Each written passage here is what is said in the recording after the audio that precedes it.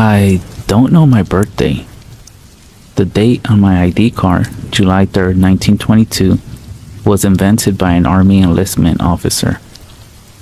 When I told him that I didn't know how old I was, I'm sure my mom knew, but she died before I could ask her. I would imagine it was written down in the family Bible, but that was destroyed in the fire. As for my pa, I don't recall him ever being sober enough to remember, if he ever knew at all. Never got no cakes or presents growing up. I don't think I'm over 100, but regardless, I don't have much time left. There's a story that I need to tell before I pass on. A story from when I was very young. I better start at the beginning. I was born in the Smoky Mountains on the Tennessee-North Carolina border, in a place called Blackberry Hollow. I was the youngest of 3 children. Had a brother named Jack and a sister named Mabel. Would have been more children, but my mom died giving birth to her 4th, along with the baby, a girl named Sarah. We had a small farm, about 40 acres or so, planted corn mainly, along with some turnip, potatoes, and greens. Kept a few hogs and dairy cows too. Weren't prosperous by any means. No one in the valley was. Wasn't easy farming on account of the rocky soil, but we did alright. Not from farming. My pa was too drunk most of the time to properly tend to his fields, but he did tend his still, hidden back on an isolated mountain top, so no revenuer would ever find it. Lived about 3 miles from the town center. Wasn't much of a town. 2 churches, one a missionary Baptist church, and the other a primitive Baptist church. Which one we went to depended on the fancies of the woman my pa was currently courting. Couldn't tell you the differences between the two. The sermons always seemed to be about the various reasons you were going to hell for eternity. There was also a general store, which I never stepped foot in, best I can recollect. Didn't learn how to read and write till much later. And that was it for the town. As I said, it wasn't much. The town is now long gone. The government bought it up to form the Great Smoky Mountains National Park. Heard that some of the buildings survived. Can't confirm that. Never been back to check. And never will, after what happened there. Now, as you can probably imagine, there wasn't no doctor in the town. The nearest would have been a good 30 miles away in the county seat. That would be a day's journey at least, over narrow mountain roads. No one had any cars in the valley back then, for even if they could afford them, there was no way for them to traverse the rocky path. So what you did when you were ill was go see the witch, Ma McDermott. Now, Ma McDermott looked like a hag from a fairy tale. She was nothing but skin and bones, her skin so thin and pulled so taut that it looked like her skull would burst through at any moment. Her bony fingers seemed to be twice the length of a normal man's and were capped with long, pointy, yellow nails. She walked stooped over, with the help of a hickory stick nearly twice her height. Strangest of all were her eyes, pale yellow like a daffodil. It was rumored that she was over 200, and I believed it. She had a small shack back in the woods behind the general store. Here, she saw her patients. She could set a fracture, dispense a herbal remedy for morning sickness or the ague, and rub a salve on a burn. She knew some midwifery. In many ways, she was like the hundreds of other folk healers who practiced in the mountain towns. But she was rumored to have a dark secret. There was an abandoned grist mill deep in the woods, probably about 5 miles from the family farm. It was said that there, Ma McDermott practiced black magic, seance with evil spirits, and even called forth the devil. All of the children of the hollow knew to avoid that place. My pa, who, given his near constant state of inebriation, didn't teach me much of nothing, warned me multiple times to avoid the old mill, and I listened until one night. It all started the day my brother Jack died. Believe it was March, for I remember the fields were aflame, the farmers burning them to clear out the weeds and debris prior to the first planting. Jack and I were playing hide and seek. I was still counting down when I heard screams coming from the silo. I ran over and saw Jack up to his waist in grain, his arms flailing, being sucked down like it was quicksand. A few seconds later, he was completely submerged. My pa told me to run to a neighboring farm to get some help. He, along with 3 other men, spent hours scooping out the corn until they pulled out my brother. His body looked so peaceful, like he was asleep. But even as a young boy, no more than 5 or 6, I knew he was dead. I never recall seeing my pa cry, but he was clearly grieving. He became catatonic, lying in bed all day, not getting up except to get more whiskey. It was up to Mabel and me to feed the hogs, milk the cows. We should have been plowing, getting ready to plant, but we were too young to do that by ourselves. Finally, about a week after the accident, my pa finally got up. I remember riding into town, dressed all in black. I don't remember the service, but I remember the burial. As the preacher man was reading some psalm, I heard footsteps behind me. I looked behind and saw Mom McDermott standing right behind me, grinning from ear to ear, like a mad woman. Before I could scream, she vanished into the thin air. Later that afternoon, I decided to go fishing, hoping to get the image of the witch out of my mind.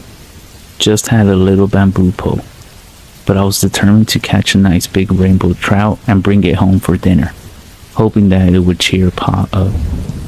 I fished for hours, going downstream further than I ever had.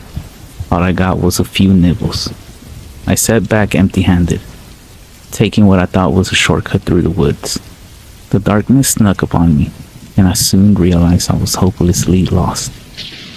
The temperature was dropping rapidly, as it does in the mountains, and I had on just a thin coat. I kept walking aimlessly, praying that I would find my way, when in the distance, I saw a little bit of golden light. I ran towards it. As I got closer, I realized it was an old mill, the big water wheel having split right into 2. Freezing, I began to run to the door, when what I saw through one of the windows stopped me in my tracks. Propped up in a chair was my brother. The top of his skull cleanly sliced off and set down on a long wooden table in front of him. Also, in the table were various vats containing chemicals of different colors, copper wires running between them. Floating in one of them was a brain. Presiding over this macabre spectacle was Ma McDermott. I tried to run, but my body was paralyzed. I watched Ma McDermott remove the brain and set it back into my brother's skull. Nothing happened for several seconds. But then, suddenly, my brother's eyes opened wide. But they weren't his eyes. They were demon eyes. Devil eyes. Somehow, they radiated evil. Pure evil. Ma McDermott looked up at me. The same grin on her face that she had at the burial. She started cackling. I ran. I didn't know which direction I was headed. I just ran. Away from the mill. Away from the witch. I kept running, even though my legs had long ago given out. Even though my heart was pounding harder than I knew it could. Never once looked behind me, for I knew I would see the witch riding her hickory stick, cackling, grinning from ear to ear. Eventually, after what seemed like hours, I came out onto the main road that led from the town to my farm. I didn't take a rest, but kept running, all the way back to the farm. My sister was at the door, crying. I hugged her for the last time and went upstairs and tried to wake my pa, but he was passed out from the drink. I told my sister that Mom McDermott was after us, what I saw, but she didn't believe me and went to bed. I made sure that all the doors and windows were locked and got my pa's hunting rifle out. I sat by the front door, the gun, which would have been too heavy for me to aim, resting on my lap. I must have fallen asleep, for I awoke to my pa shaking me. He picked me up and rushed us outside before running back in for my sister.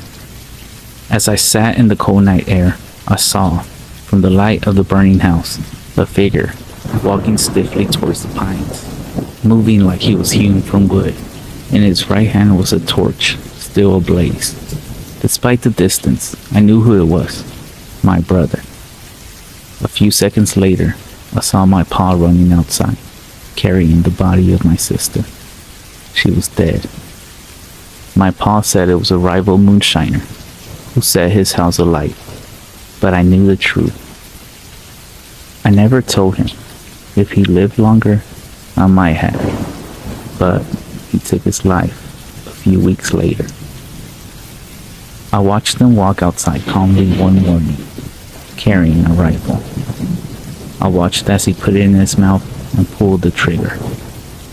I was sent to live with one of my pa's brothers, who was the foreman at a textile mill in Asheville. For years, I had nightmares that Mom McDermott, or my brother, or what was once him, would show up in the night at my window to snatch me away, but they never came. For my whole life, I have wondered what was Mom McDermott doing with my brother's corpse, what her motive was. I have never come up with any satisfactory answers. I just hope that when my time comes, I will be in heaven with my mom and pa, with Jack and Mabel and little Sarah. I pray every day that I will not end up in hell with the devil and with Mom McDermott, the witch of Blackberry Hollow.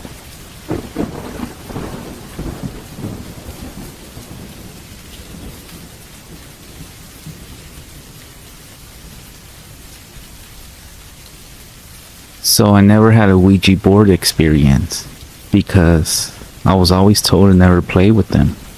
But recently, I was at the mall looking for a game called What Do You Mean?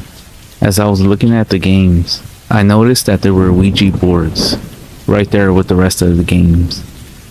When out of nowhere, one of the workers comes up to me and says, "Hey, you want a Ouija board?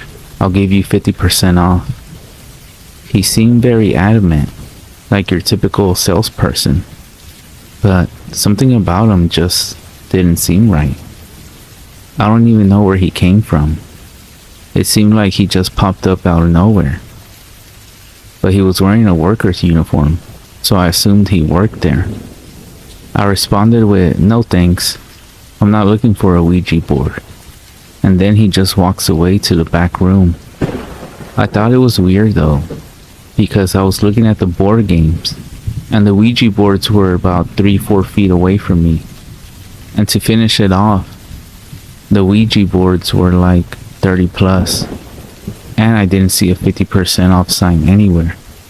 The whole situation was weird. I mean, I did have enough money if they were 50% off, but still, I wasn't looking for a Ouija board. I needed this What Do You Mean game to play with my family. As I got the game that I was looking for, I went to the cashier to check out, and as I was walking out the store, I didn't see that employee that had told me about the 50% off. I turned back, and I saw him. He was just standing at the back of the store, looking at me in a real creepy way. Once I got home, I told my family about the whole situation at the store, and a few of them said that it was most likely the devil or a demon trying to get me to buy it.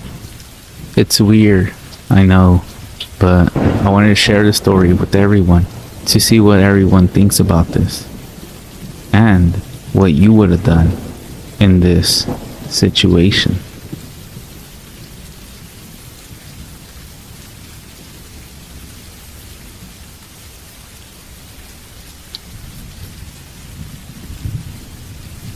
When I was a child, it was just me and my mother. We lived in a property owned by my grandma, a 3-story old farmhouse right at the fringe of the woods. It was far off the road, down a long, unlit gravel driveway. It felt very isolated at night, being so distant from any other houses. It was set in an area that wasn't inhabited for 30 years before we started living in it. Quite often, I was a fairly rambunctious child, so while my mom went off to work, I would occasionally skip the morning bus to school and stay home alone all day. The big house had a habit of feeling incredibly lonely, so I spent most of my time playing in the forest, out in the back, some distance into the woods, far enough that I could hear my mother when she called. There was a toppled pine tree which had crashed into another. An even larger trunk on its way down was now frozen there, forming a long arc over the forest floor. I loved to climb up the jagged stump at the base of this fallen tree and then steady myself to a point just above the middle. I was never able to make it all the way to the top because it just got too steep for me to continue any further. And I had a bad habit of freaking out from how high up I was. One day, I was sitting in my usual spot on the fallen tree, which was a good distance from the ground, just listening to the birds singing and simultaneously feeling the warmth of the sun on my neck, when I heard something strange from underneath that paralyzed me in shock. "Hey kid." I was gripped by a sudden strong surge of fear for a moment. The voice had come from directly underneath me. I strained to look down, but I couldn't see anything over the ledge. For a long time, I just sat there in absolute silence, and I was at the point where I was almost soon to convince myself that I had imagined hearing a man's voice at all. "I know you can hear me." His voice was much louder this time, as I yelled something out and scrambled up the log a bit higher, trembling nervously. I dug my fingernails into the bark and held tight for dear life. I sat there, trying to collect my nerves for God knows how long. Even though I couldn't see it, the presence of the thing underneath me was still clear, was much softer and more cautious this time. And when I listened closely, I swear I could hear the faintest echo of a human breathing. Gathering all my courage, I vowed to prove to myself that it was all my imagination by leaning over the ledge as far as I possibly could without slipping right off. Digging hard into the bark behind me, I stretched out along my arms and peered over, getting a full view of the empty forest floor and undergrowth, when suddenly, "Come down here or I'll come up and grab you." It was so loud. It was as if it was being screamed right in my face. I released my grip on the tree in fright and plunged off the platform. I was saved only by grabbing a nearby branch, and for one awful second, my bare legs dangled in the cool air. When I pulled myself up, I ran at full speed to the top of the collapsed pine, to the point I had never reached before. I sat there, just below the rustling canopy, pissing myself and staring at the distant base where the splintered wood rose, fully expecting at any moment to see someone crawling rapidly up the pine towards me. Instead, all I heard was the wind whistling in the leaves above and below me, and occasional snippets of birdsong. It was about 2 hours before my mother got home and found me, after much worry, searching, trembling, and crying at the top of the fallen tree. Although this incident spooked both me and my mother, In time, I somehow recovered, exhibiting the naive hard skin of a child. Even though I never went as far into the forest as I used to, and never again even approached that fallen tree. Once, when I was 12, I had the chore of taking firewood from the shed out back, just at the edge of the woods, and to bring it back inside the house. It was a tiresome job, and I always chose to do it at dusk, when the air was brimming with mosquitoes and a swampy fog that usually coated the lawn. By the time I had my last round, I would sprint back to the house, spooked. One of my least favorite things about this job was that the shed was full of barn owls. If you have never seen a barn owl's face staring at you from a dark roof corner, then you will know how uncomfortable that shed made me. One of these nights, it got mistier than it had ever been before. A thick silver fog covered everything and limited my line of sight to a short sphere around me. Even though the shed wasn't far from the house, I found myself feeling disoriented, and more than once, I walked in the wrong direction, both times for some reason, walking straight into the woods. By the time I had reached my last load, it was too foggy to see the street. My eyes stung in the moisture, and it made my vision blur. Lurching forward, I managed to walk headfirst into a tree. Doubling over and dropping all of the wood I was bundling onto my feet with a hard crunch. As I went to pick them up, with my foot throbbing pretty hard, I realized that the ground was too misty for me to see my own knees. I decided to head to the house since we had more than enough wood for one night. However, it was getting to be pretty dark, and I couldn't make out any signs of which direction I was heading in. Even though I cautiously walked for several feet in all directions, trying to figure out my position in the mist, I still couldn't figure out any point of identification. I couldn't even locate the fence or the gate, and the more I walked, the more I seemed to stumble into trees, pine needles, and mud crunching under my feet instead. After a while, I finally realized that I couldn't even find the shed anymore. Cursing myself for being so dumb while trying to ignore my thumping heart and sense that something else was at play, I became aware that I was lost somewhere in the forest. I then started screaming out for my mother at the loudest possible volume I could, but was only met with a resounding silence from the depths of the mist all around from where I stood, affirming that I had wandered too far from the house to be heard. As a deep panic started to settle on me, I noticed a glimpse of something pink moving against a nearby pine trunk. Coming closer, I saw that it was a ripped out square of pink paper. On it, there was an arrow pointing left. It looks vaguely like something my mom would make, I rationalized to keep me from getting lost. So I followed the direction set by that green arrow, shivering in the increasing cold. I kept walking for about 5 to 10 minutes before needing to stop to take a breath.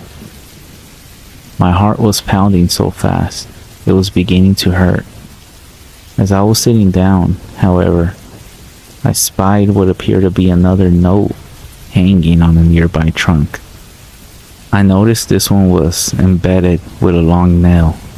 It bore another arrow, this one pointing up, and a small, sloppy written note that said, "This way." Despite my increasing panic, I convinced myself that these notes were my only shot at getting back before nightfall. I was desperate to get the hell out, and my eyebrows were cold with sweat. So I followed the green arrow to a point where I could just dimly make out another spot of pink up an incline of collapsed stumps and leaf litter.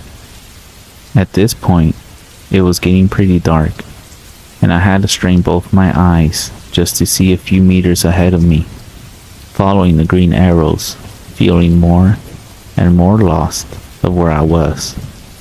I stumbled through the woods, groping out in the mist to feel for trees, even though I was terrified of something unseen grabbing my arm. I came across the third green note, which had another arrow pointing up again. This one led to a steep slope that I didn't recognize being anywhere near my house, and it was with a poorly drawn smiley face right above it. At this stage, I became too freaked to cope and started to cry there a little as I slumped against the pine stump. The possibility that I would be out in these woods all night was beginning to sink in, like a syringe being driven into the veins within my arm. I caught a glimpse of another pink square in the near distance. Squinting hard, despite the previous week's nonstop rain, I read it from afar. What I read made my blood turn cold. I stood to my knees, dead silently, wobbling on them in fear. My ears were sensitive to any tiny prickle of noise in the mist. For a long time, I stood there in the rolling fog, reading that horrible note over and over again, until a snapping stick somewhere behind me caused me to sprint blindly, twigs snapping at my ankles and cutting up my face as I ran. Written on the note in big green letters was my name.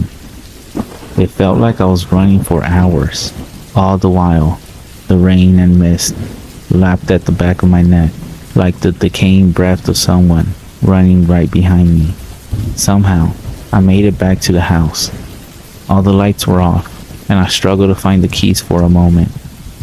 When I found them, I bolted indoors and quickly crawled into bed, where I remained unsleeping till morning.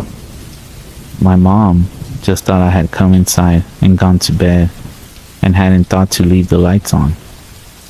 It was a miracle, aka some freakish coincidence, that I even found the house that night at all. The final incident at that damn house was witnessed only by my mother.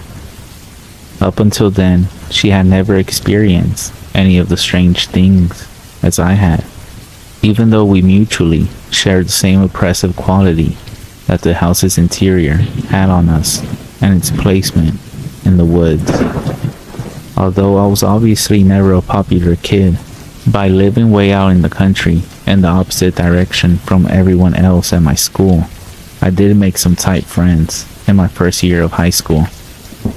One of these friends, Amanda was her name, invited me over one night and I accepted. My mother drove me out to the place, which was about 3 miles away, then drove back home.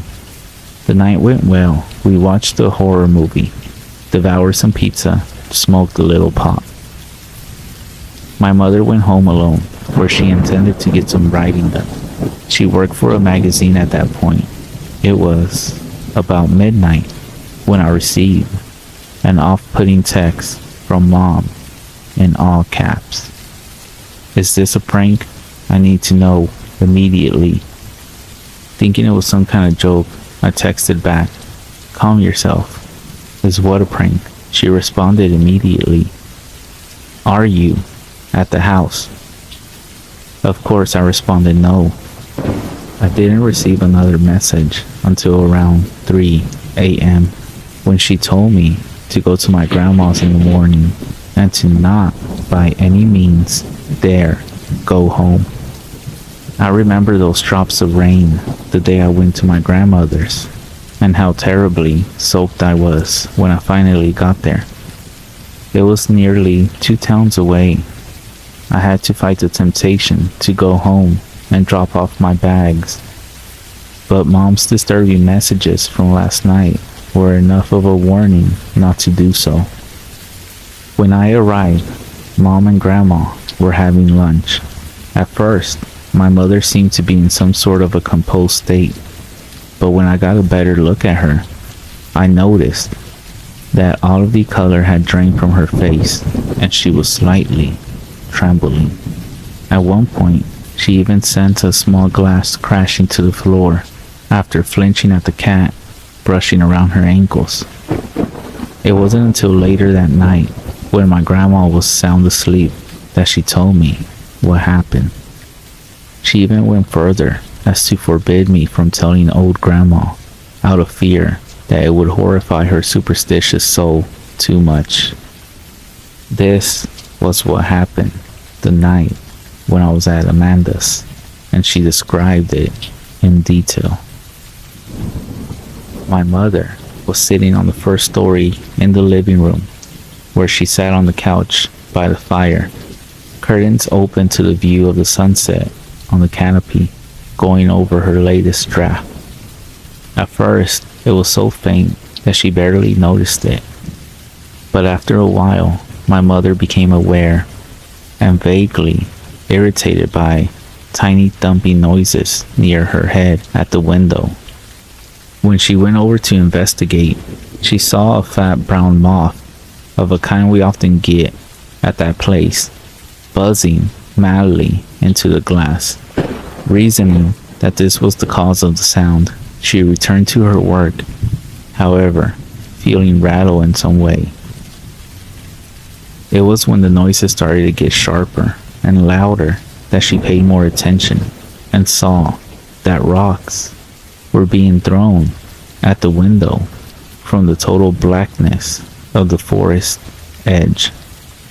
She saw them appear from the shadows of the bush and then fall in an arc and bounce off the window. Looking carefully, she could see some cracks from where some heavy ones had hit, right beside where her head had been moments before.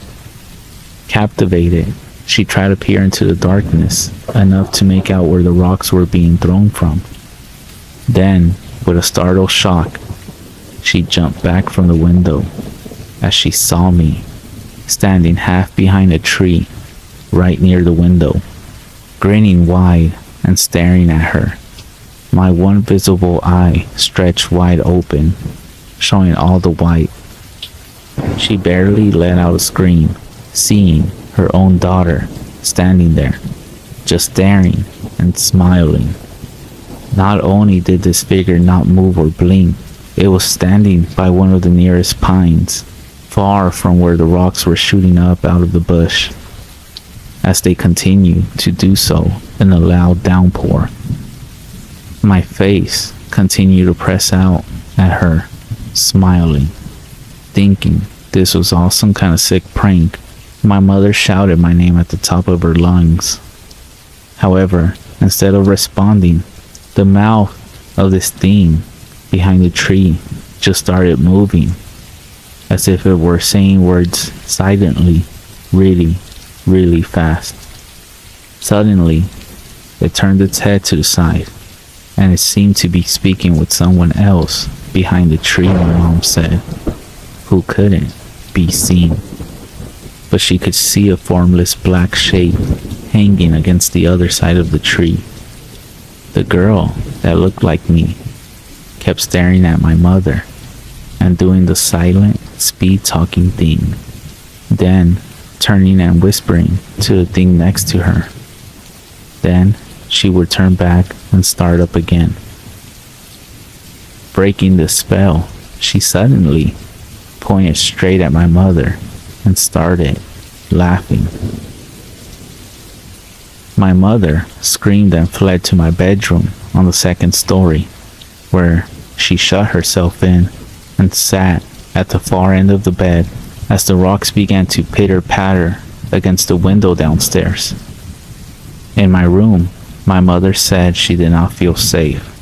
There was an awful smell and a weird humming noise in the walls, as she described.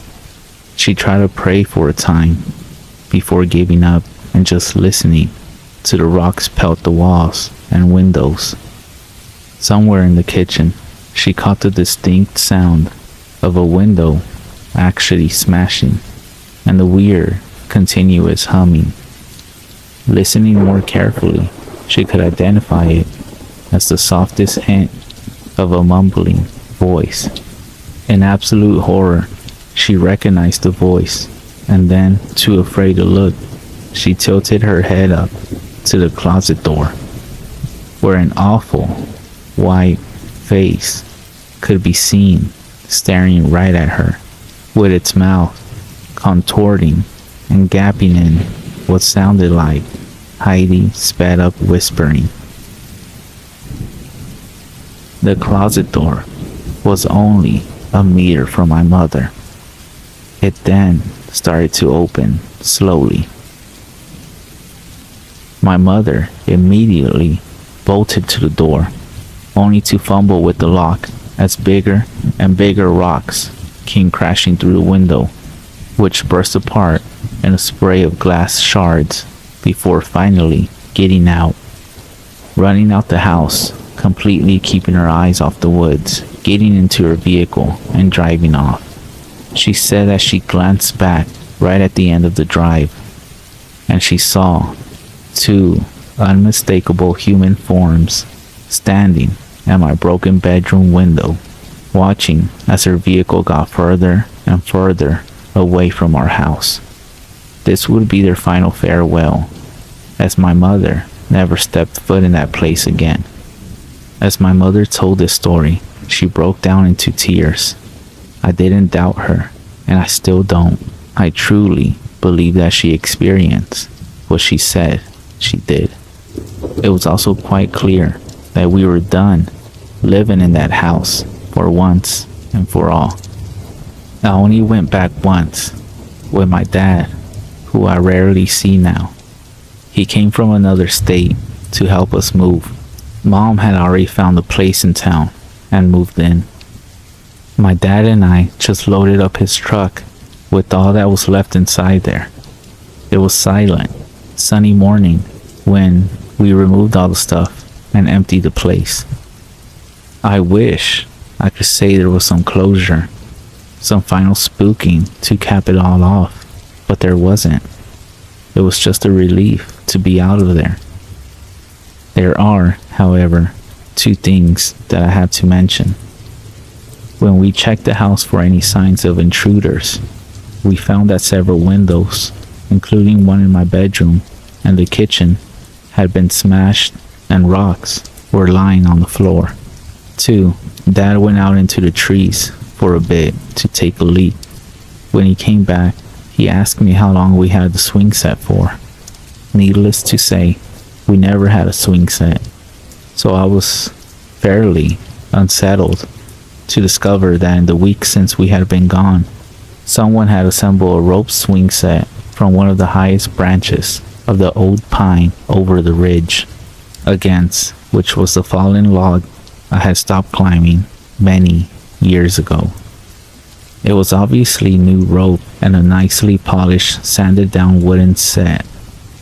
Dad, wanting to keep my mind from recent events, said that a neighbor maybe set it up, not realizing it was on our property. Of course, he knew as well as I did that we had no neighbors for at least a mile in any direction. There were no houses in all that space, and never in my time living there did I ever see any other signs of humans living.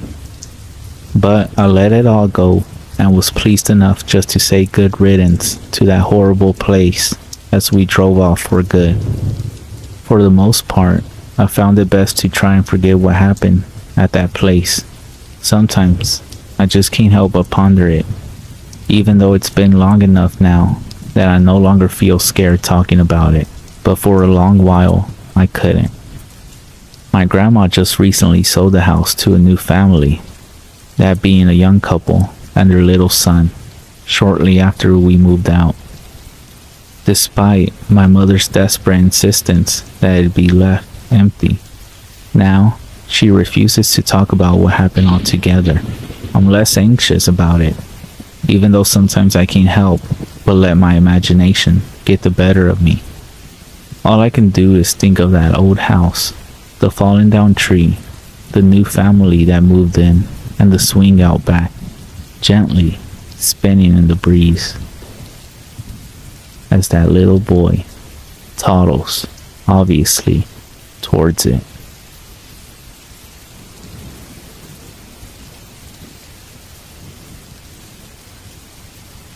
A couple of years ago, I went to a rehab in South California for alcohol and drug addiction.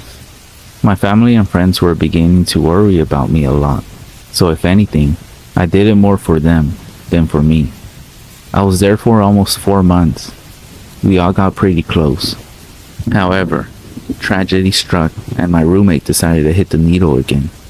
Needless to say, that was the last time he ever would, as he overdosed in his apartment, collapsed in his closet with a needle still in his arm. This is where some friends and I found him, motionless. We called 911 immediately, but it was too late. A few weeks passed, and we are still living in the same apartment that he passed away in. Being sober and not really knowing what sober people do with their time and lives all day, we did a bunch of random shit to keep our minds off our old habits. On this one specific night, we decided to use a Ouija board. We all sat in the living room and began.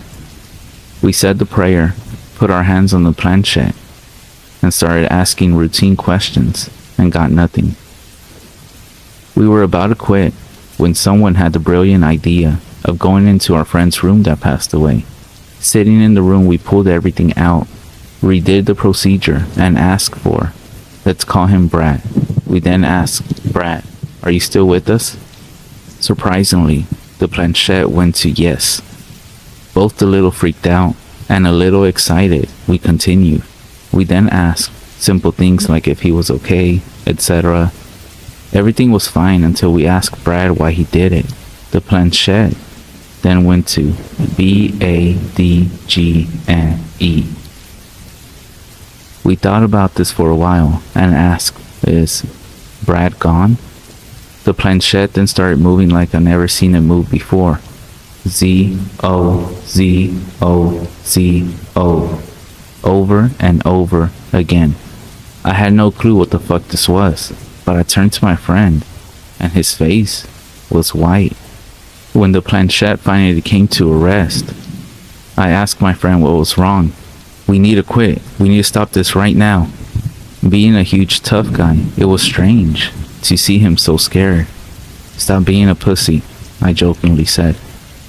That's Zozo, a Ouija board demon. He acts to be a friend or family member and then finally reveals himself. I took this in and kind of chuckled to myself.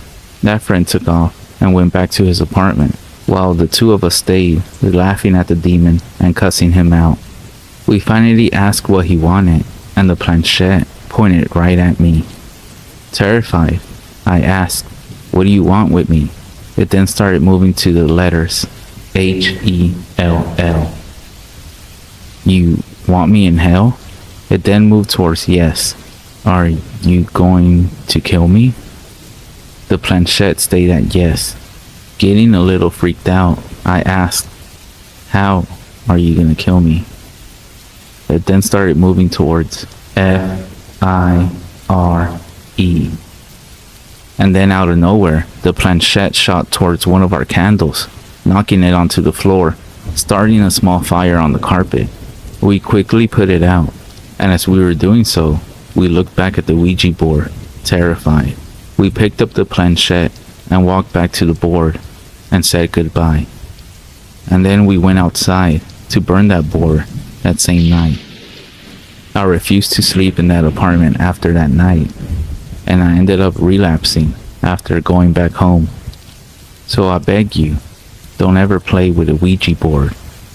And Zozo, I hope we never meet again.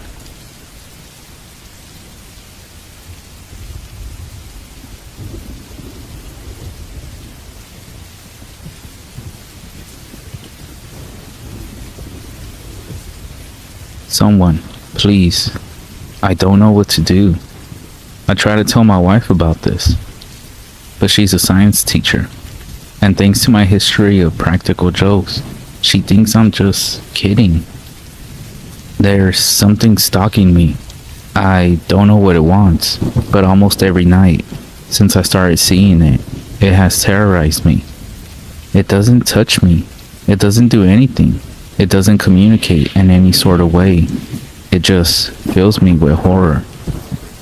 If what I'm about to say seems like I'm just rambling, please forgive me. I haven't slept in several days. We live in the second floor of a duplex, with stairs down to the back of the house, to the basement where the laundry machines are. There's a door at the bottom of the stairs, before the door to the basement, that looks out onto our back porch and into the backyard.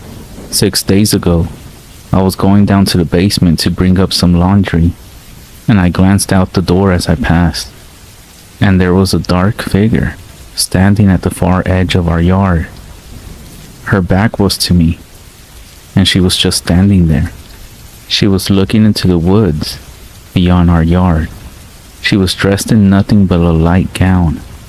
It had lots of flowing material coming off of it that was whipping around in the air slowly. The whole scene creeped me out instantly, but I thought she might be a friend of our downstairs neighbor, so I just continued to the basement. And then when I came back up, she wasn't there. The next night I went down again, and as I passed the back door, I looked outside. The woman was back. She was exactly like she was the night before, facing away, not moving. The hair on my arms and neck stood up straight when I saw her. I was even more creeped out when I realized she was in the same clothes as the night before. That's when I did something I shouldn't have done. I opened the back door. Leaning out, I called to her to see if she was okay, but she didn't respond. She didn't even make some sort of indication that she heard me. It was freezing cold, so I shut the door and locked it. Coming back upstairs afterwards, I looked out the window and she was gone again. Later on that same night, I was in the bedroom getting ready to go to sleep. Everything was dark because my wife had gone to bed before me. Our bedroom looks out over the backyard, and my side of the bed faces the windows, so I have to go past them to get in. As I was doing so, I got that same deep dread feeling in my stomach that I had gotten the first time I saw the figure in the backyard. Something compelled me to hesitate by the windows. My hands were shaking as I pulled the curtain back a bit and looked through the shades into the backyard. It was a clear night, so the backyard wasn't shrouded in darkness. And there she was. The woman was standing in the middle of the backyard, no longer at the edge of the woods, and this time she was facing the house. Her head was tilted up, looking directly at the window I was peeking from. I jerked away instantly, afraid she had seen me. Her face was covered in shadow and hair, but I saw her chin and nose.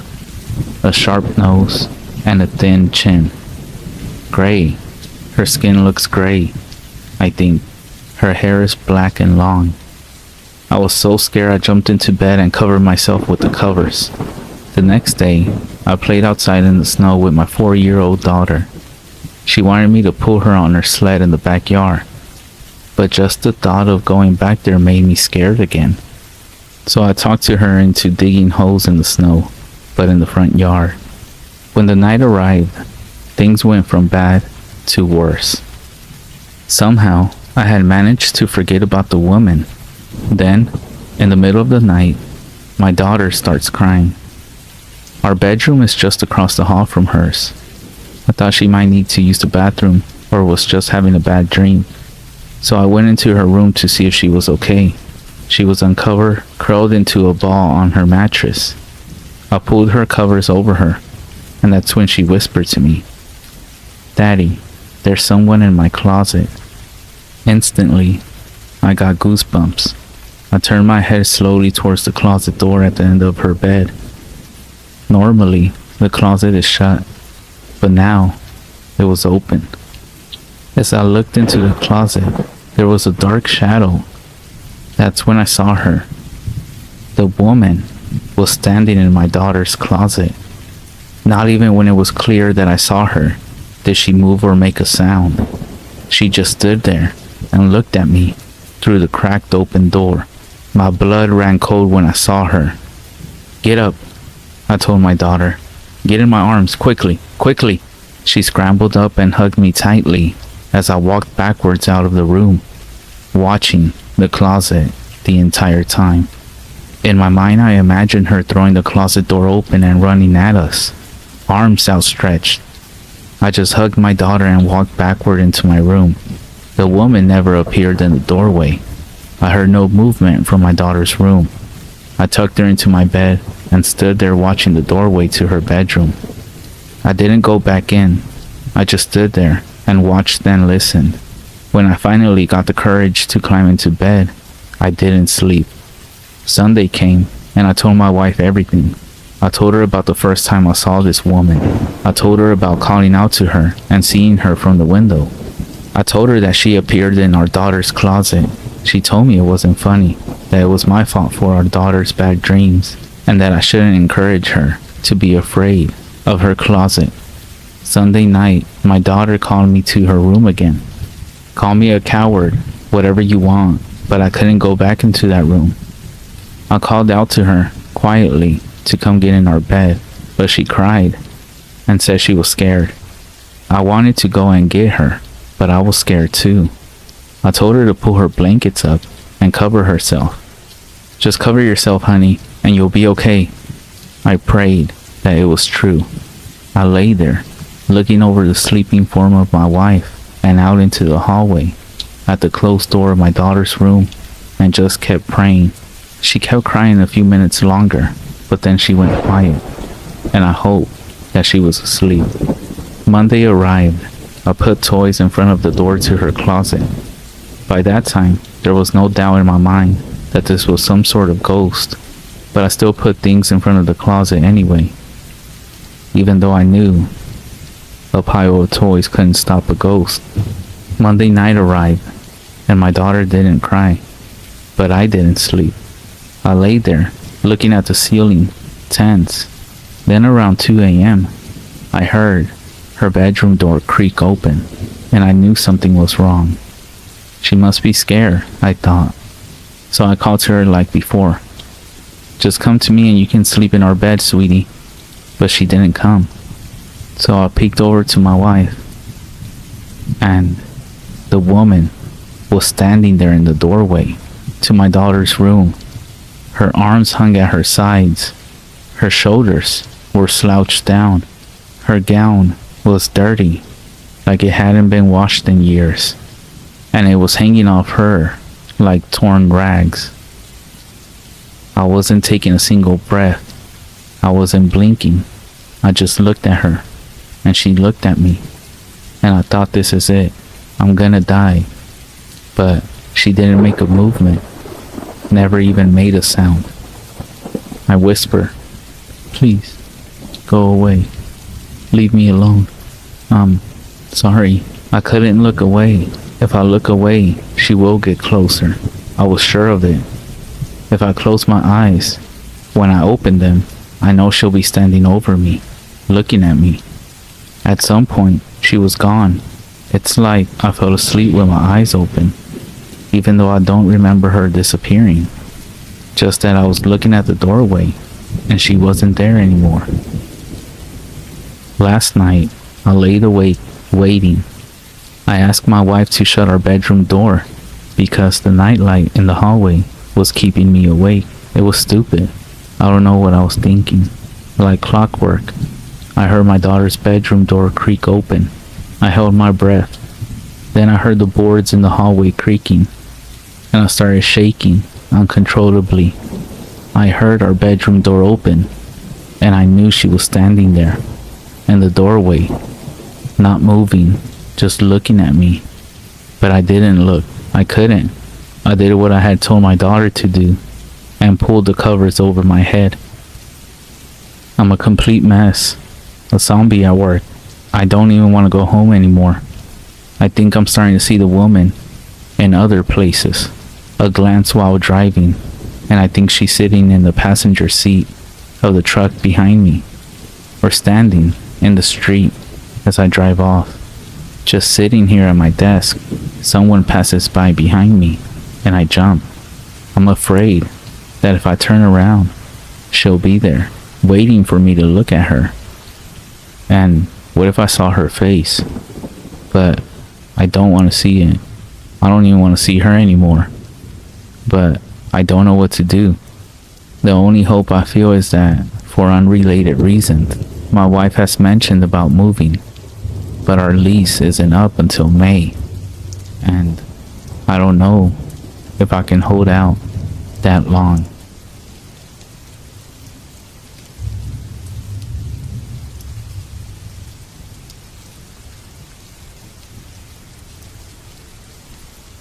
This is not something that happened to me, but to my husband and his mother. When he was 10 years old, we will call him Brett. His mother, we will call Kim. And my brother-in-law, we will call Mike. My husband moved around a lot when he was growing up. Kim was a single mother who left an alcoholic and abusive husband. Mike was an introvert, and my husband Brett was an outgoing all-American boy who always had to be doing something. They lived in 5 different homes and apartments in the same city, but the one mentioned the most is a 2-story home that was for rent on Maple Crest Drive. A week after they moved in, small things started to happen. Things would get moved, water in the sinks would start running, and the lights would flicker on and off. They had electricians come in, plumbers, etc., but they never found anything wrong. Things went on in this odd way for a while, but then more things started happening, like stomping on the stairs, appliances coming on by themselves, and shadows moving down the hall, passing their bedroom doors. Then about 6 months from the time that they moved in, the shadows started coming into the bedrooms. Brett often woke up to something moving in the corner of his room. He said one night he was sleeping with his hand over the bed, and something bit it. He also said that he would hear whispers, but they did not come in clear enough for him to understand. But the scariest things would happen to Kim. One night, she woke up feeling like she was being choked, but there was no one else in the room. She would be cleaning, and something would pull her hair. But she said that the scariest night was the night she was dragged down the hallway and down the stairs. Everyone thought that she was crazy. They didn't see the scratches, or the bruises, or the mental strain that Kim was going through. She then went to the library and got this book on the paranormal. The book instructed to put flour or baby powder on the floor. The first night nothing happened, but the second night there were prints in the flour. They looked like what a gorilla's fist looked like if you made it longer and put talons on the end. The next morning they packed their bags and moved into a women's shelter. They never figured out what it was. All they knew was that Kim and Brett were being haunted, and whatever it was leaving Mike alone.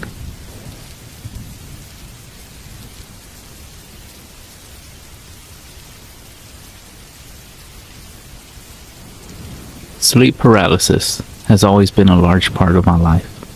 Even as a kid, I remember trying to describe to my parents that the nightmares I was having were all too real, and that figures had actually been showing up in my room. Like any parent dismissing their kid's overactive imagination, they told me I was always safe no matter what I saw and got me a nightlight.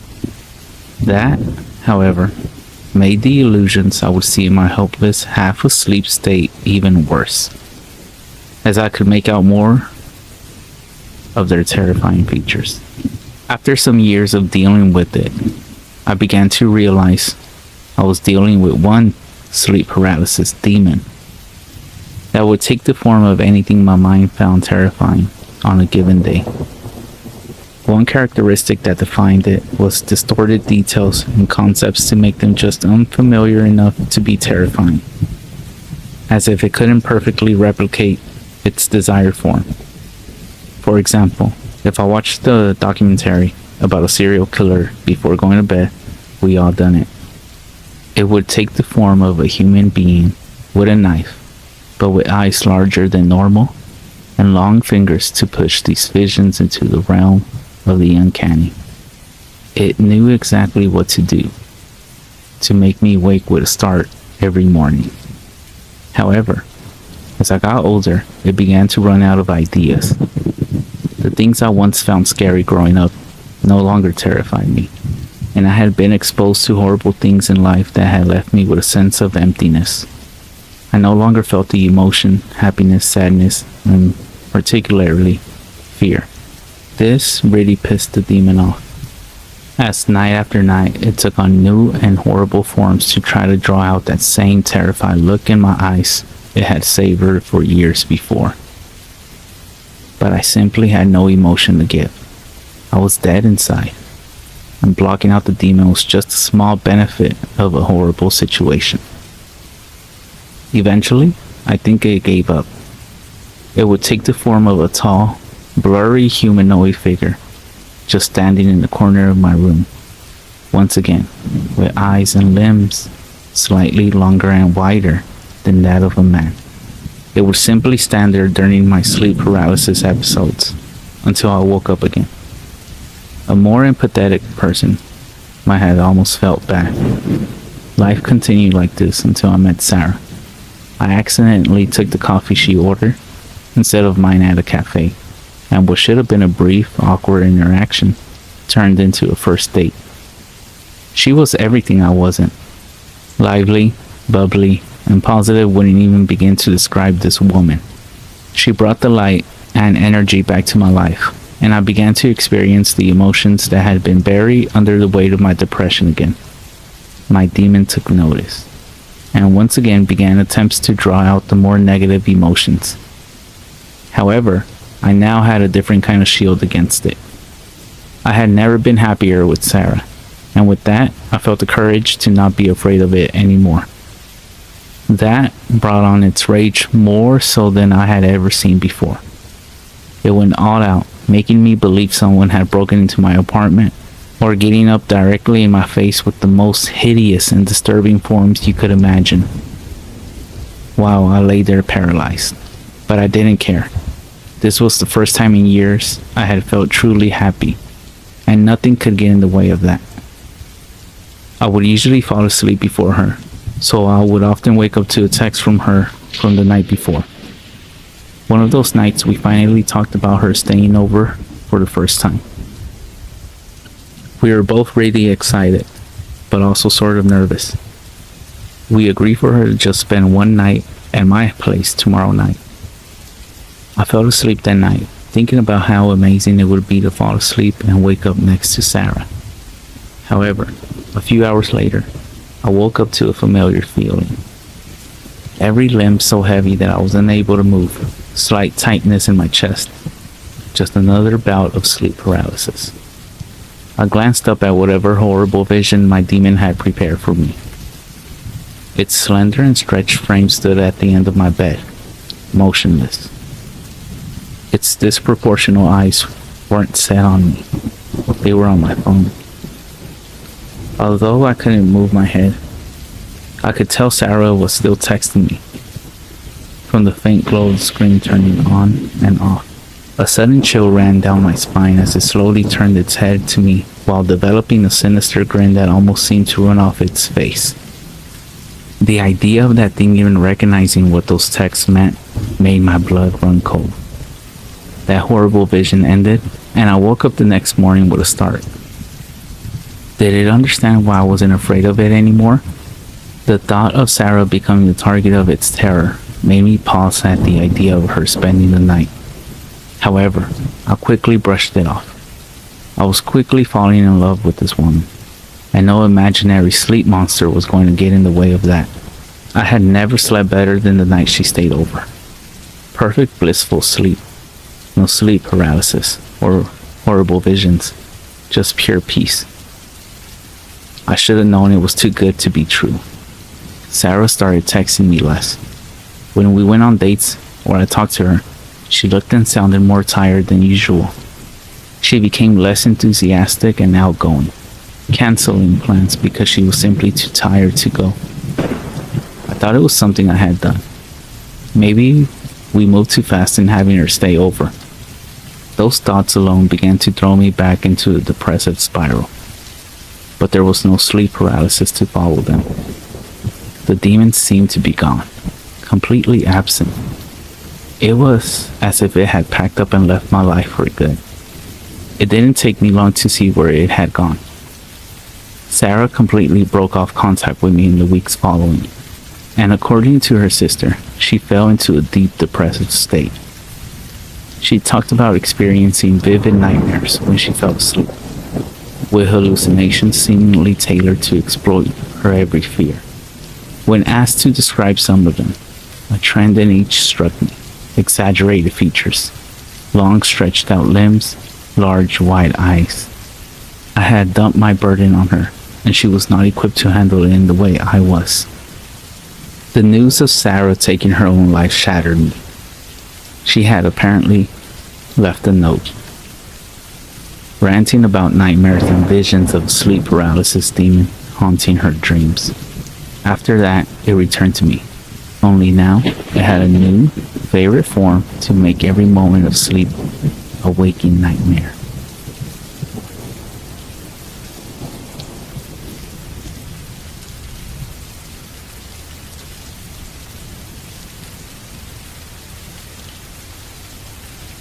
This story happened on October of 2004, back when I was still a third-year high school student. My friends and I stuck around the school late at night after having our annual Halloween party. We had agreed to try out my friend's Ouija board. It wasn't the brightest idea, but we needed a thrill.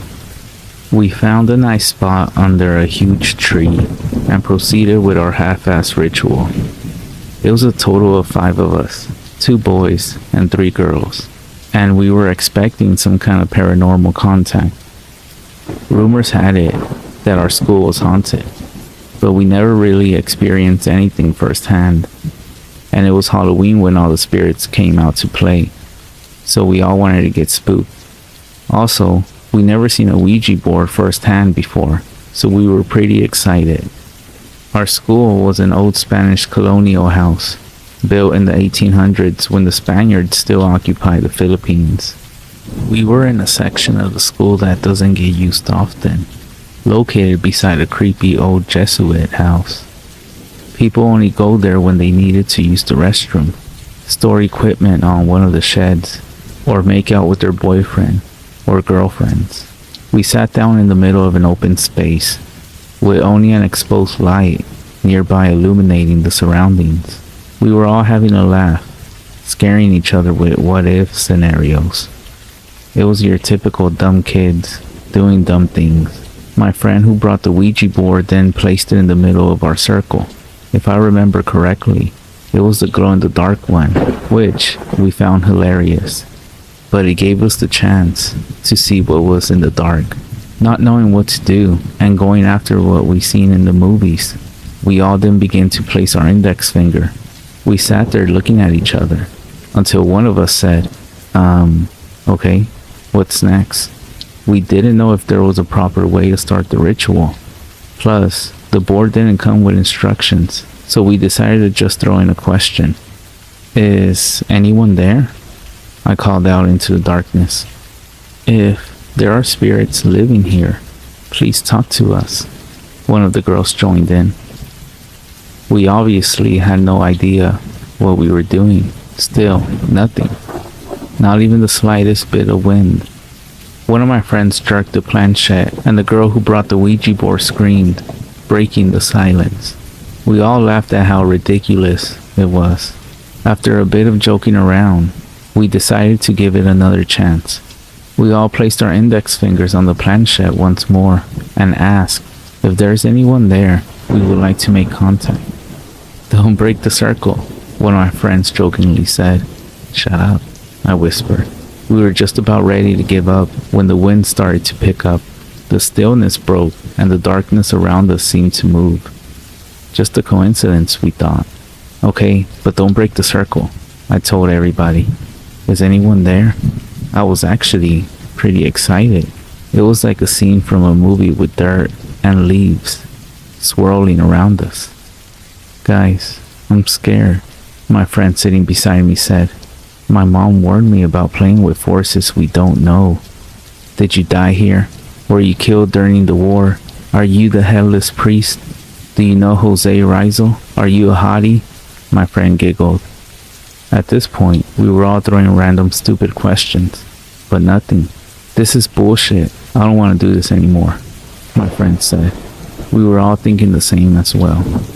Just then, a group of dogs from the neighboring house started barking at us through the chain link fence. These 6 dogs were growling and showing teeth.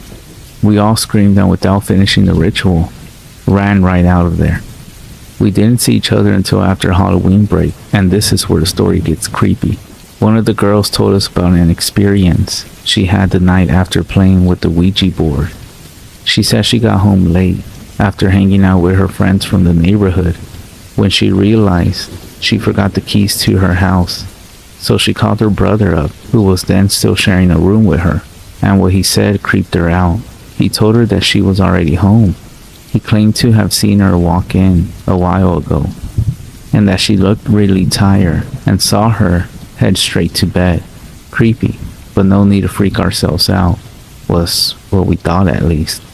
Besides, her brother must have been tired and seeing things. But then my other friend started telling us about an encounter she had that Halloween night. She said she was going up her room when the lights started flickering as she was ascending the staircase. Typical horror movie visuals. After this, she said she saw the door to her room open and a dark figure stepped out and stood atop of their staircase. She couldn't make out the face of the figure, but she said that she couldn't move and she felt a horrible dread as the figure stared down at her. No way, my best friend who just joined the conversation said in disbelief. Something happened to me as well. He recalled that he was sleeping one night when he woke up feeling really uncomfortable. He described his vision as having TV-like static and a feeling of heaviness surrounded him. He looked around the room and that's when he saw a bloody, charred face with red eyes grinning at him through the window. I couldn't believe what I was hearing because, in reality, I had an almost run-in with something that night as well. After the ritual, I was sleeping in our sedan on the way home after fooling around with the Ouija board when I felt our car jerk. I woke up instantly. Looking out the window, I found out that we had been hit by a huge oil tanker. I panicked and leaped out of the car. But lucky for me, my mom and I survived the crash, since the front of the car was a total wreck. I still don't have an explanation why those things happened to us, but thank God nothing happened after that. And ever since that day, I have never played or gone near a Ouija board ever since.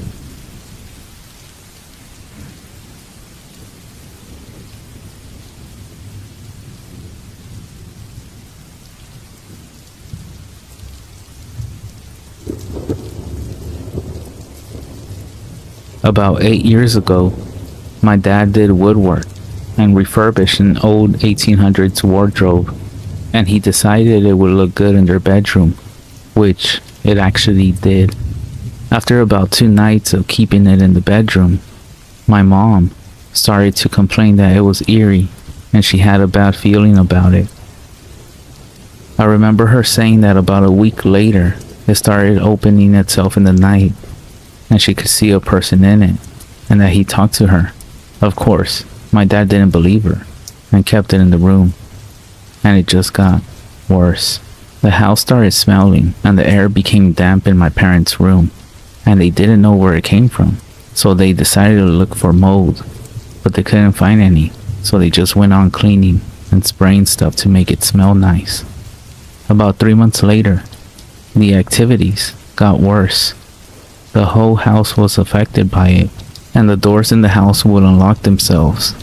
Shelves would open up by themselves, and the cups my mother drank from would always be broken when she woke up. This obviously scared my mom, and so she decided to sell the wardrobe. It ended up in the hands of two old people, who a week later sold it on eBay. We don't know where it is now, for obvious reasons. I also forgot to add, my dad, when he refurbished it, he found a panel under the wardrobe where a little red box that was dusty laid. Curiosity hit, and they opened it.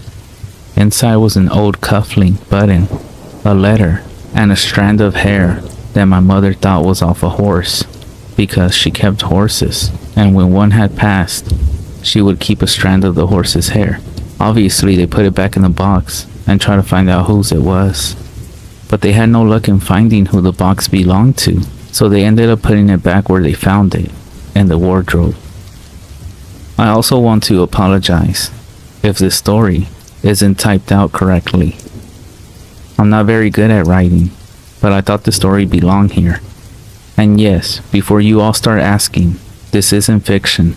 This is something that actually happened. I experienced it. I saw a few things. I woke up at night and heard things and saw shadows. But all of these experiences were nowhere near as bad as the ones that my mother experienced. I have no pictures of the wardrobe or the items at the time. There was no reason to take a picture of them. But I'm sure I can try to find the wardrobe on eBay, on Wayback Machine, but the chances are very slim. If I have any luck, I will inform all of you. So to everybody out there, if you're out purchasing antiques or used furniture, please make sure you inspect them in detail. If you see something, don't open it, don't mess around with it, and return it before anything starts happening in your life.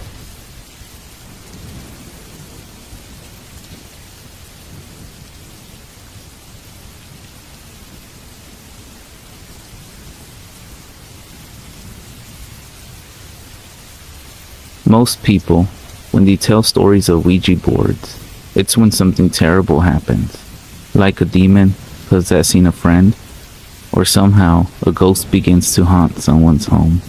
Yet my story is kind of different. I'll start off with saying that this happened when I was in 9th grade.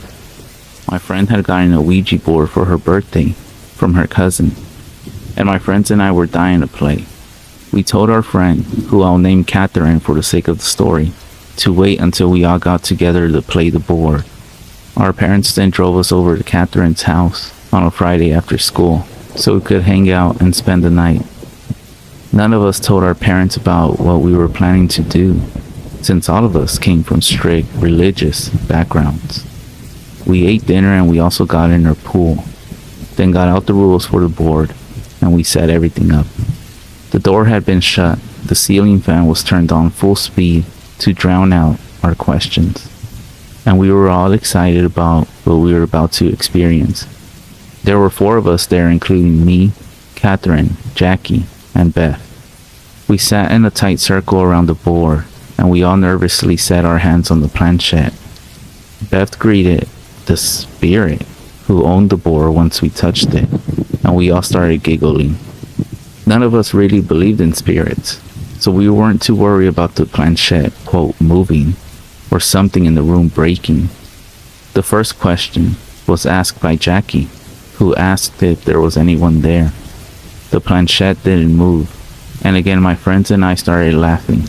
Catherine then asked the question, "What is your name?" Suddenly, the planchette started sliding across the board. We were all freaked out, and Jackie even screamed. Catherine started asking who was moving the piece. She got kind of angry and started watching the planchette with disgust on her face. M A R T H A B A N K S. Suddenly, we turned to see Catherine shocked, and a horrified look was painted on her face. Beth started laughing and asked how we came up with a name that quick, following with the question, "How old were you?" 6, 1. Jackie and I noticed that Catherine had started to cry, very silently, but she was close to sobbing, big tears falling down her face. "How are you today?" she asked through tears. Beth had now noticed Catherine's sadness too. I asked her what was going on and why she was so sad, but she didn't answer. G-O-O-D. Catherine laughed a little bit, then asked if heaven was nice. All four of us stared at the board, unmoving our hands from the piece. The planchette slowly spelled out ITSBEAUTIFUL.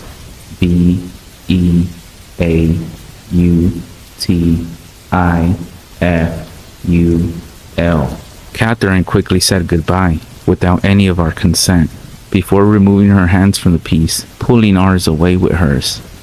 The rest of the night she didn't speak of the incident, no matter how many times we asked. Years later, when I was in 12th grade, I had called her up after not speaking to her in a while. I was still friends with Beth, and I had gotten way out of touch with Jackie. I still spoke with Catherine, but not as often as I used to. She had moved away, and she wasn't available to call much.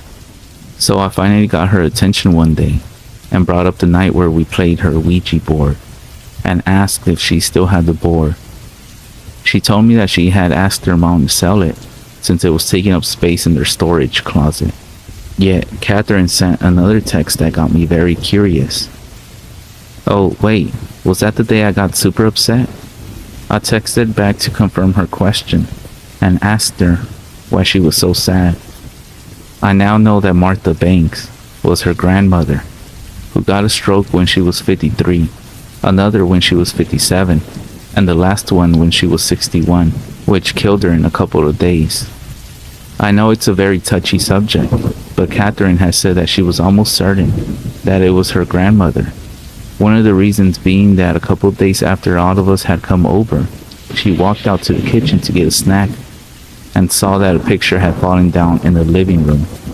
When she went to go pick it up, she noticed that all of the pictures that were originally in the room were still there, and that the picture didn't have a frame. She then told me that as soon as she picked up the picture, tears poured from her face. The picture was one of her and her grandmother when she was a little baby. She had never seen it before. This memory always makes me go on the side of Ouija boards when someone says that you shouldn't play. Of course, there are dangers, but taking a risk can allow you to learn a lot of things. And this memory, for Catherine, I think, will allow her to remember that her grandma is safe and happy for all of her days.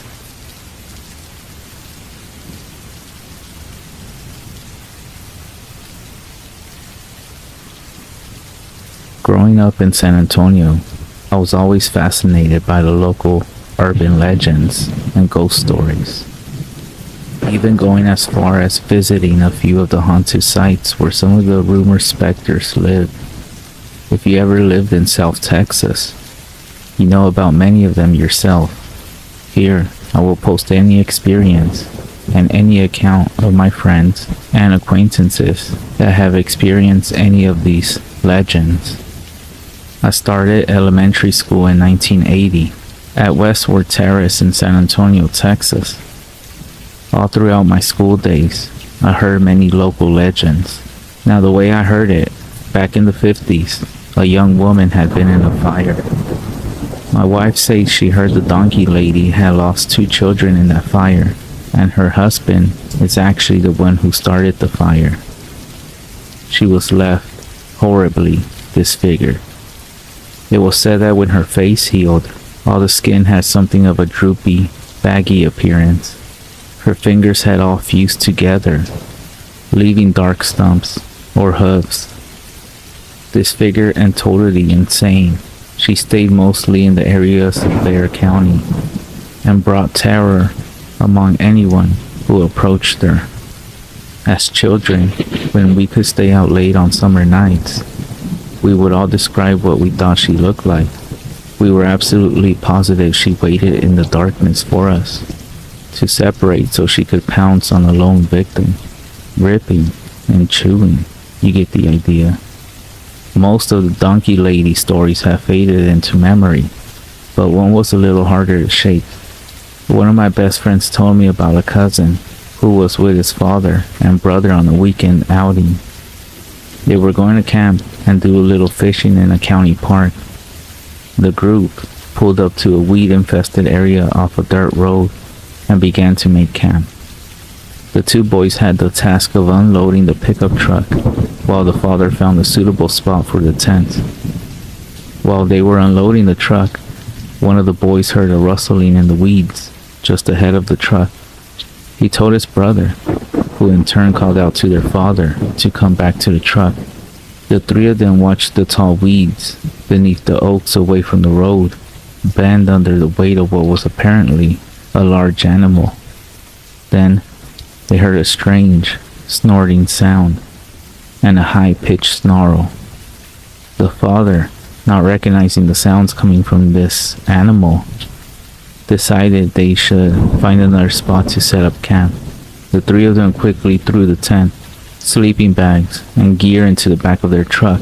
While packing up, the father watched out of the corner of his eye as the weeds shook nearby. Whatever or whoever this was moved away from the trees and began heading for the general area of the road. The father urgently whispered for the boys to get in the truck fast. All three of them were in the truck in a flash, and the father started the truck up. He put the truck into gear and was just pulling out in the road when something fast and large burst out of the weeds and ran at the front of the truck. Seconds later, something bounded up onto their hood and began shrieking at them through the glass. It was the ugliest thing any of them ever saw. They swore it looked like a donkey, but it was mostly human. It then screamed at them more as the truck continued to move away from the weeds and into the road. It used its deformed hands to punch at the windshield and broke it in many places. The father hit the brakes. This thing slid off the hood and onto the dirt road. Throwing the truck into reverse, the father floored the gas pedal and put some distance between them and the thing, backing into the weeds off the road. He then put the truck into first and stepped on it again. Whatever this thing was, it was coming up on them fast. They said it almost looked like a wild animal with an incredible look of rage and hatred in its eyes. The truck sprayed dirt off from the road at the beast as they pulled out, slowing it down just enough for them to get away. The donkey lady had finally dropped back and headed into the weeds. After the story was told, my friend let it be known that he thought it was a nice story. But then he was taken outside and shown the truck. The windshield was almost knocked out, the hood was dented, and its paint was scuffed and scraped. So if you ever visit San Antonio, aside from going to the Riverwalk and many attractions around, and the creepy haunted places, stay away from camping sites. You might just encounter the donkey lady.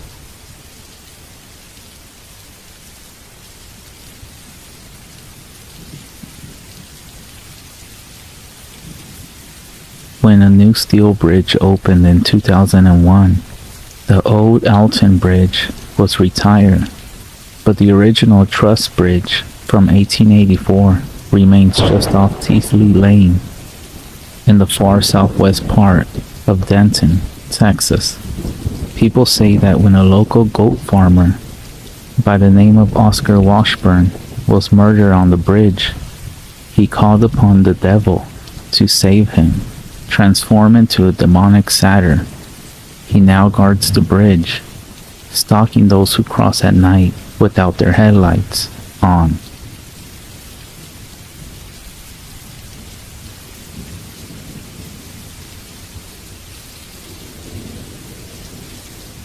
It was a dark, clear night within a 45-minute drive from Big Sandy, Texas. A roommate, her boyfriend, and I went to find a place to have a couple of drinks and hang out.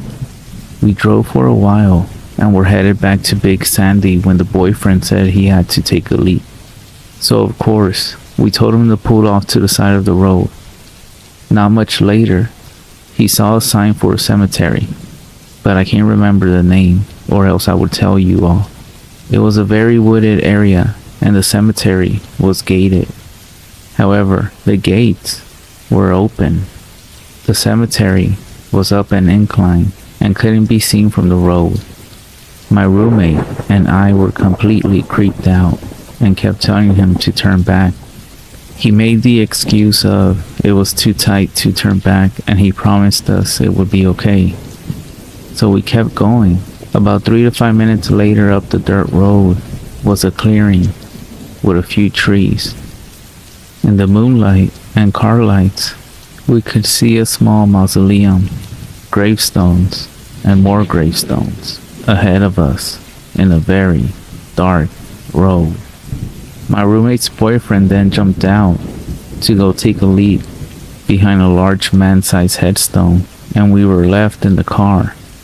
I don't know why, but I decided to get out of the car for a second, but it was so quiet, and all these woods in East Texas are never quiet. I got a little bit creeped out of the whole situation, so I jumped back in. As we were both sitting in the car, waiting for her boyfriend to come back, my roommate then tells me, "Hey, do you see that in front of us?" Mind you, it's pretty dark, but I tell her where, and she points ahead of us, about 50 yards away. As I focus deep into the darkness, I see something, a dark shadow, pitch black, more darker than the surrounding area. But what stood out was, it looked like a shadow of a human, but it was weird. It was about 2 to 3 feet tall. We then saw it move. We screamed out the window for our friend to hurry. In the 5 seconds that it took us to scream, this thing, or creature, started running towards us. As it was getting closer, we were screaming more, and my roommate's boyfriend jumped back in the car. And before he peeled back out, we were going in reverse, and this thing was just standing there. We all saw it, and then it walked away. It disappeared back into the woods to our right. We never saw it on the way back out the cemetery again. Nobody said a single word on the way back. My friends refused to talk about it after, and no one believed me, but I know what I saw, and they know what they saw.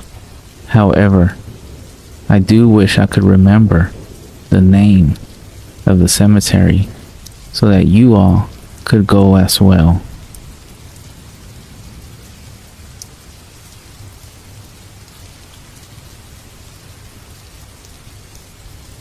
Chased out of New Orleans in the 1800s, a queen who practiced voodoo resettled in the town of Marshall, Texas. She lived there peacefully, practicing voodoo, until the town's priest, fearful of the occult, killed her on the side of Stagecoach Road. Today, people say that they see somebody walking along the road at night when it's a full moon, carrying shrunken heads and voodoo dolls. People that have seen her on the side of the road claim to be some sort of witch, determined to bring bad luck to anybody that stops by her to help, especially any relative that was involved with the town or with this priest that betrayed her.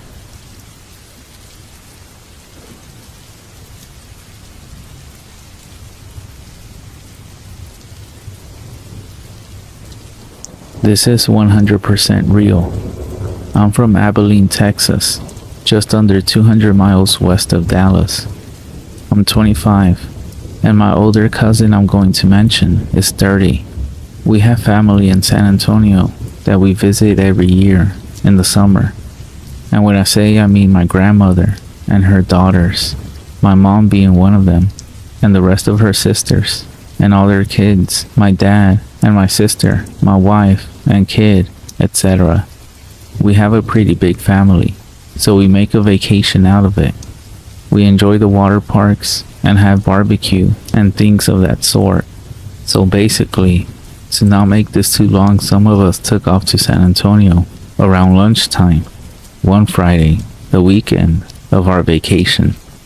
Now typically, it's about a 3.5 hour drive if I'm in no rush, and even 4 hour trip. Some of the family left around noon and made it by 4. But me and my cousin, his name is, well, we'll call him Steven. Me and Steven couldn't leave till we got off work Friday around 5:30 to 6. So we left around the same time, which was 7:30. We didn't plan that. He has his own family and I have mine. We also both had one kid at the time and are both still married. So we hit the road, and 1/3 of the way there in Brady, Texas, we noticed each other at the gas station. What are the odds, right? So we were laughing, and he took off as I went inside and told him I wanted 20 on number 3. I always like to have more than enough fuel on road trips. So after I filled up and checked the baby and wife and make sure that everything is good, we get back on the road. The sun has faded away and it's almost pitch black now. If anyone has driven 283 south, it turns into US 87 just after Mason, Texas, all the way to Fredericksburg, Texas. And basically, the only light for that 1.5 hour strip is your headlight, and that's where it happened. So we're cruising, and there's deer signs every 10 miles or so, because there's so many of them on that strip. So with my aftermarket headlights on my 2013 GMC Sierra, it's very well lit, so I feel comfortable knowing that I'm driving safe in case I see something run out from the side of the road. And just after Mason is when I saw it. So I'm driving south, and this thing is walking north in the direction towards me, on the same side of the road as well. So it was on the passenger side of the truck as we passed. It was walking all the way to the side of the road, but not quite on the grass either. My wife was on her phone as I said, "Did you see that?" She said, "See what?" Now keep this in mind. I just previously mentioned it's pitch black. I haven't seen a car on the side of the road, much less a house or ranch, for the last 10 minutes or so. So I can't really describe. What I saw was a human body with a sheet over it. It seemed to be human legs and feet, but I couldn't really tell because I was going 77 and it happened so fast. But it looked like human skin and flesh from the shins down, including toes. And I watched it as it took 3 or 4 strides. It didn't seem very large in size, maybe 5'9" or 6 feet at best. Not bony, not obese. Also, I didn't see arms. It was literally a whole white sheet looking fabric over its whole body. I mentioned the height because of the skinwalker talk. But what freaked me out the most is how or why would some sick bastard pull a prank like this? If they did, where did they live? I'm talking about some Jeepers Creepers bus scene back road driving, that kind of empty. Another thing to mention is that the sheet didn't have holes cut out for the eyes, so how did it see in pitch black? And whatever this thing is, how did it know not to walk in the middle of the street? I had so many questions, but I didn't want to freak the wife out, so I just floored it. I started going around 105 and had to calm myself down because I kept looking in the rear view mirror looking for headlights on some Jeepers Creepers shit again. I don't know why I keep referencing that movie because I haven't seen it in like 5 years. But still, here's the best part. I got over it when we got to the family's house and showered and got all settled in. And that's when I went outside to go chill with the family and catch up. And that's when I overheard Steven telling them what happened on the drive over between Mason and Fredericksburg. And that's when every hair on my neck and arms stood up. And it just did again as I'm typing this. The picture is so vivid and the feeling is so real. I looked at Steven and I asked to describe what he saw, and he described exactly what I saw as well. We were so surprised. Again, could it have been some weirdo playing a game? A ghost? How cliche with the whole white sheet thing, right? Or a real serial killer waiting for someone to turn around? I don't know, but for damn sure, I wasn't gonna be the one to ask him if he needed help. So from this day on, I refuse to ever drive to or from San Antonio, Texas after dark. Have you ever seen anything like this in South Texas? Comment and let me know. Thank you for reading my true story. Have a great night.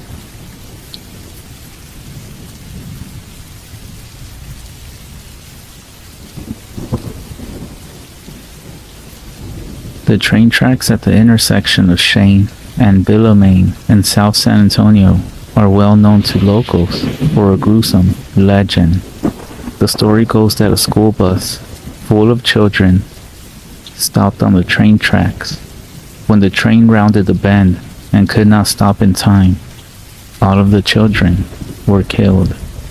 People say that if you park your car on the tracks and put it in neutral, the ghostly children will push your vehicle to safety. Some even claim to have found children's handprints in the dust on their bumpers.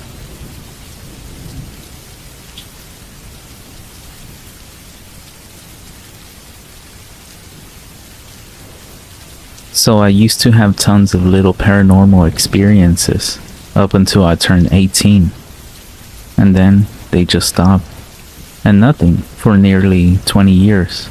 But then about 6 months ago, I started getting super interested in the paranormal again. And I'm always reading people's experiences on here or listening to a podcast. And things have started to happen again. I believe the more attention you give to the paranormal, even indirectly by reading about others' experiences, can give them enough energy to interact with you. Some backstory before I get into my latest happenings. I started dating my ex-wife in 2009. We moved into our house in 2010-11. Her family owned it before us, so she grew up in it basically. They always believed there was a presence in the house, but apart from a dumb teenage girl moment with a friend claiming to be a sensitive or another girl claiming to see something, no real experiences ever happened. But as adults, when we moved in, we always sensed something here. Not really malevolent, but powerful enough of a presence to put you, and sometimes also company, uneasy. But for literally a decade, zero actual experiences. Nothing unexplainable, even when talking about the paranormal, and even making jokes, and trying to stir something out of sheer curiosity. Then, in 2020, we separated, and I moved out. In this new place, I sometimes feel a small presence. I chalk it up to either imagination, or maybe there's someone watching over me. So, who really knows what's there? Which we can't even see. We can only speculate. Now cut to 6 months ago, when I started to get super drawn to the paranormal again, and I began reading people's stories again, like every night, in bed, as I'm laying down to sleep. There was a story I shared with you all before, about my experience with the Black Horseman, and I mentioned how it seemed to, as I call it, stir shit up, as in, if you give them attention, they feed off that energy enough to actually interact with you somehow. And now it seems like the same thing is happening all over again. I'm starting to feel a presence, much stronger. Weird, for sure. But let me continue with the story. Around October, I got a new experience. I was in a basement bedroom, only 2 floors. The stairs are loud. You can always hear them, even over the TV or music.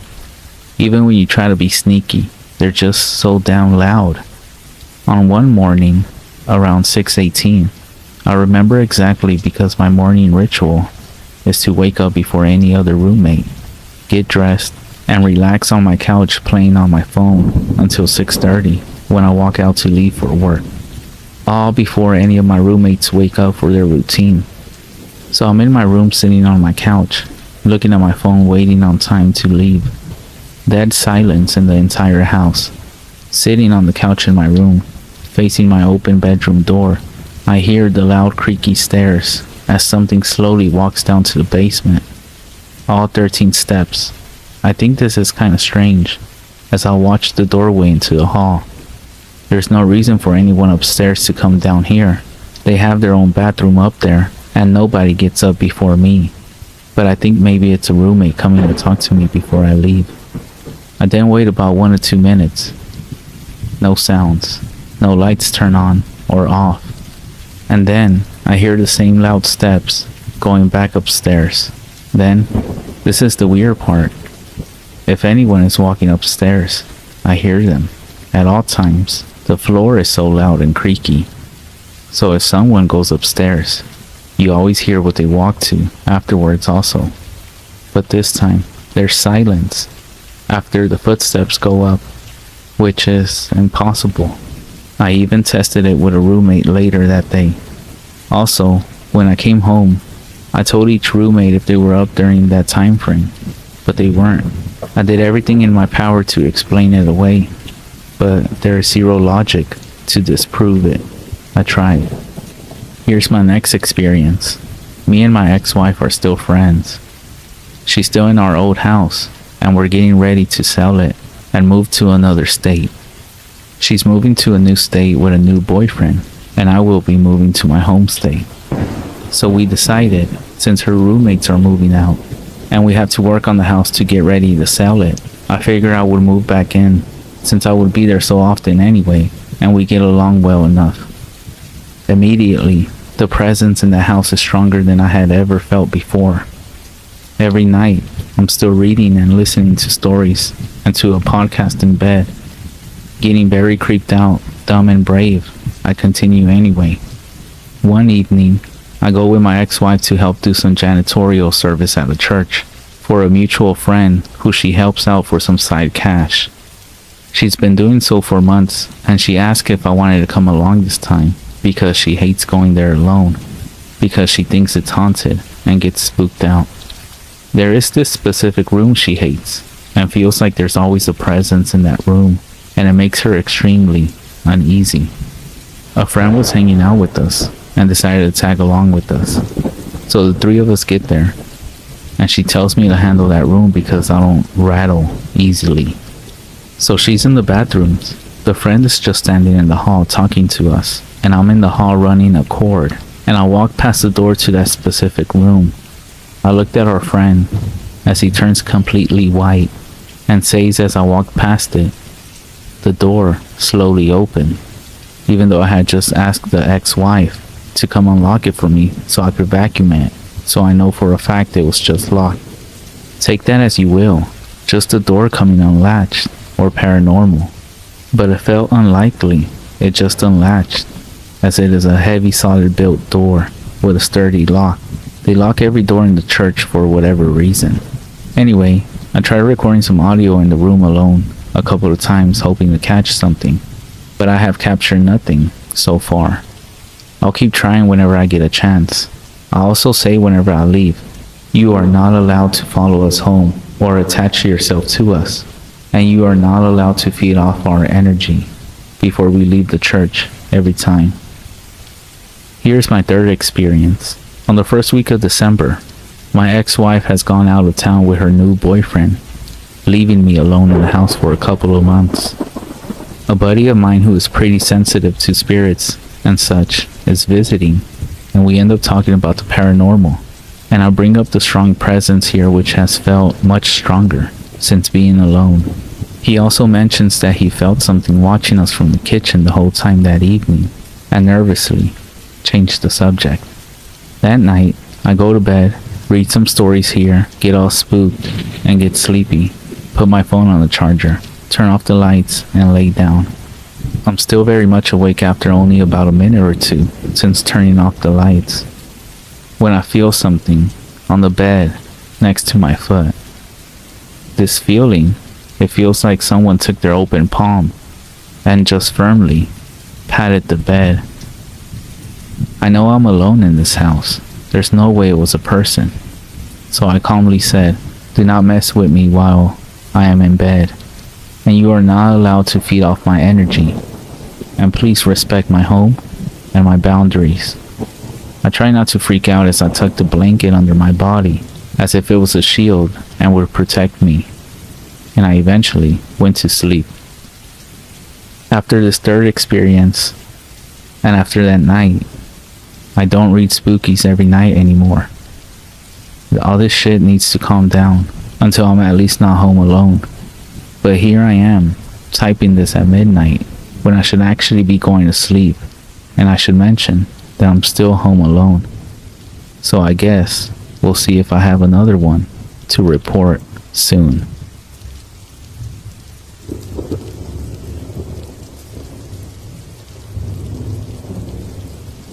This happened not too long after I turned 18 years old.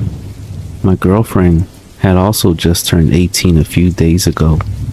This meant that her parents finally trusted her and I to be alone in the house while they went out for dinner.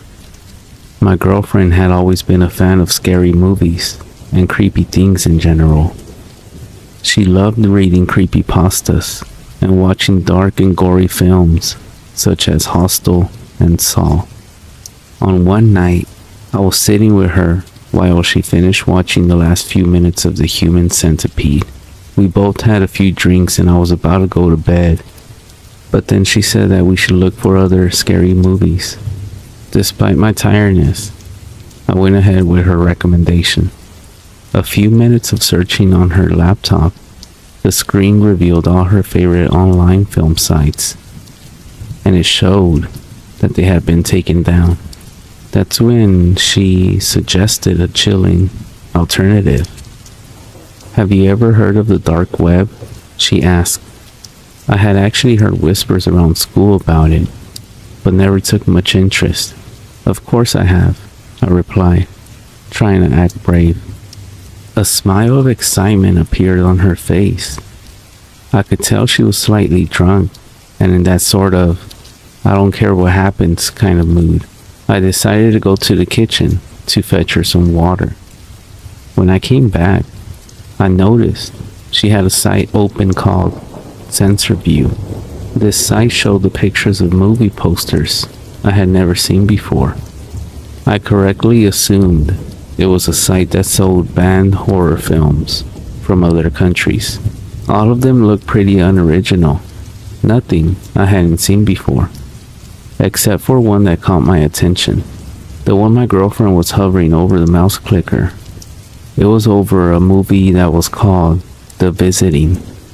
The display picture was simply a white background with The Visiting written in Arial black font.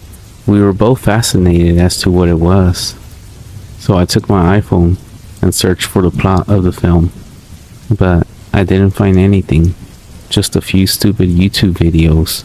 However, when I looked back up from my phone, I caught a glimpse of my girlfriend typing in her name and address into various boxes on a page titled Order Details. I was shocked as she clicked the submit button. I shouted at her, explaining how dangerous it was, dispersing her personal details into such a fucked up place as the dark web. I could see my attempts to correct her were useless, as the alcohol was hitting her hard and she was not paying attention whatsoever. Frustrated, I went to bed, deciding to talk to her about this the next morning. The next morning, she seemed to have little regret over her actions. She spent the morning explaining how she was curious and she was in no danger. She even said that the experience would be fun. However, I wasn't convinced. She told me not to tell her parents, fearing that they would not trust her to be alone in the house again. So I promised not to say anything and I headed back home. 3 days later, I was visiting her house again. Her parents had gone to meet with some friends from work for a drink, and we were watching The Exorcist on DVD.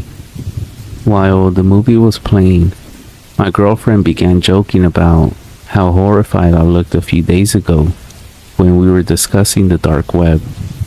She then said that she had only received a fairly professional looking email confirming the order and nothing else. I began to yield to her argument. Perhaps I was overreacting. It was seconds after our conversation finished when we hear what sounds like an aggressive knock coming from the door. It sounded like it was from 2 doors, but I dismissed this as an echo. I guess I began to look concerned because my girlfriend began laughing once again at the look of terror on my face. I put on a fake smile as I walked towards the door. However, it completely erased from my face when I saw who was standing outside. A tall, stocky man wearing a ski mask and black, dark clothes, standing at the front door with a hammer. I was about to call out to my girlfriend to call the police when I heard a scream echo through the house. I raced back into the room to see my girlfriend pointing at the window facing the garden. I grabbed my girlfriend's hand and we ran up the stairs.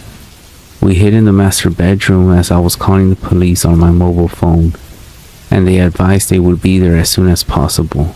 As I finished the phone call, I heard one of the doors smash and loud, rapid footsteps heading up the stairs. They were in the house. Without thinking, I pushed the window open and told my girlfriend to jump, run, and not look back. She jumped and landed safely onto the garden below us. I was about to follow, but hesitated, wondering if I could put up a fight, and in doing so, allowing my girlfriend more time to escape. It was then that I heard a deep, aggressive voice just outside the room. The man shouted something in a foreign language as I heard laughing from 2 other men outside. All courage and bravery that I was thinking of evaporated, and I jumped, landing harshly on my ankle. The adrenaline racing around my body allowed me to power through the pain, and I eventually caught up to my girlfriend. We were running for what seemed like hours, but actually, it was most likely 10 minutes. We ended up next to the local park, a safe distance away from the house. My girlfriend began sobbing, and I tried to comfort her, trying to avoid my own desire to break down. It was not long after that when the police called me on my cell phone. They were at the house, and as far as they could tell, the attackers were gone.